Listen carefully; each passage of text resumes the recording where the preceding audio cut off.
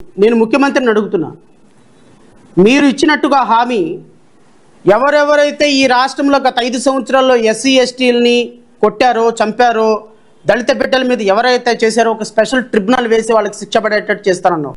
1 year అయిపోయింది, హామీ ఏమైపోయిందని అడుగుతున్నాం. ఈరోజు డాక్టర్ సుధాకర్ డ్రైవర్ సుబ్రహ్మణ్యం దగ్గర నుంచి మంత్రారాయ్ దగ్గర నుంచి డాక్టర్ అచ్చెన్న తదితరుల హత్యలకు కారణాలు కోర్టులో శిక్షలు పడే విధంగా చర్యలు ఏం చేశారు? డాక్టర్ సుధాకర్ కొట్టినటువంటి వాళ్ళని ఏం చేశారు? అచ్చెన్నను చంపినటువంటి వాళ్ళని ఏం చేశారు? ఈ రాష్ట్రంలో 436 మంది దళిత బిడ్డలు మారణ హోమం జరిగితే గత 5 సంవత్సరాల్లో మీరు ఏం సమాధానం చెప్పరు? దానికి స్పెషల్ ట్రిబ్యునల్ వేస్తావా? స్పెషల్ ట్రిబ్యునల్ ఎలా వేస్తావయ్యా? నువ్వు స్పెషల్ ట్రిబ్యునల్ వేస్తావంట, ఈ అదవ అడగగానంట ఆయన ఒప్పుకున్నాడంట, ఆయనంట ఇప్పుడు ఈ రోజున స్పెషల్ ట్రిబ్యునల్ వేసి వాళ్ళకి శిక్ష పడే ఏమైపోయింది? వెళ్ళి అక్కడ బూట్లు నాకండి. వెళ్ళి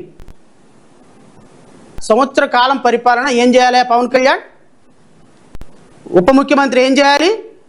ఏంది సంబరాలు జరుపుకోవాలా? ఇంటి ముందు ముగ్గులు పెట్టుకోవాలా? ప్రతి ఒక్కళ్ళు కూడా సంబరాలు చేసుకొని రాష్ట్రంలో అద్భుతమైన పరిపాలన కొనసాగుతుందని చేసుకోవాలి. దేనికి కొనసాగుతుంది? ఎవ్రీడే ఒక పాపను మర్డర్ చేసి రేప్ చేసి శవాలను కూడా దొరకకున్నందుకు చేయాలా? సొగాలి ప్రీతి కేసులో నిందితులకు ఉరిశిక్ష పడిపోయి వాళ్ళకి చట్టం ప్రకారం న్యాయం ప్రకారం ఉరిశిక్ష వేయించినటువంటి మీ ఘనత కోసం సంబరాలు జరుపుకోవాలా? 30,000 మంది మహిళలు మారిపోయినారు. పారిపోయిన 30,000 మంది మహిళల్ని మీరు ఉప ముఖ్యమంత్రి అవగానే డీజీపీని పిలిచి, సుప్రీంకోర్టు జడ్జిని పిలిచి, హైకోర్టు జడ్జిని పిలిచి, అంతర్జాతీయ కోర్టు జడ్జిని పిలిచి ఒక కమిటీ వేసి 30,000 మందిని 30 హెలికాప్టర్లు పంపించి 30,000 హెలికాప్టర్లు పంపించి ప్రతి ఒక్క పాపను ఎక్కడెక్కడ ఉందో ఎత్తుకొని తీసుకొచ్చి విజయవాడలో వాళ్ళ తడ్డులందుకు చెప్పినందుకు సంబరాలు చేసుకోవాలా?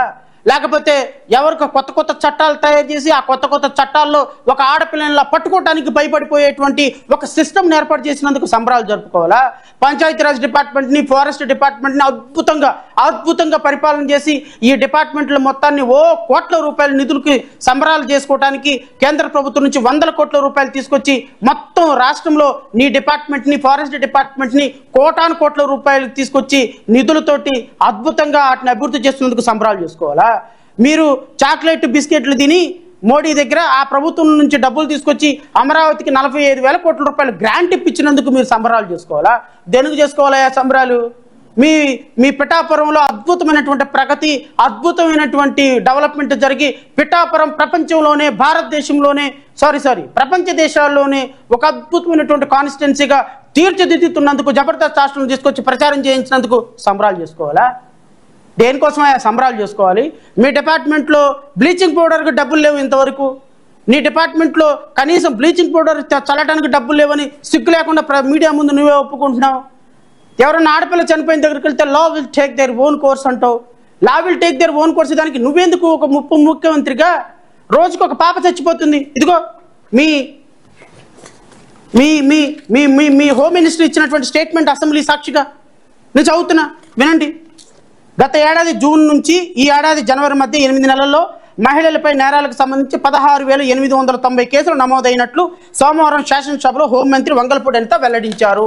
What is this? ఈ 16,809 మంది అమ్మాయిలు మహిళల మీద జరిగినటువంటి అఘాయిత్యాల మీద what is your stand as being deputy chief మినిస్టర్గా?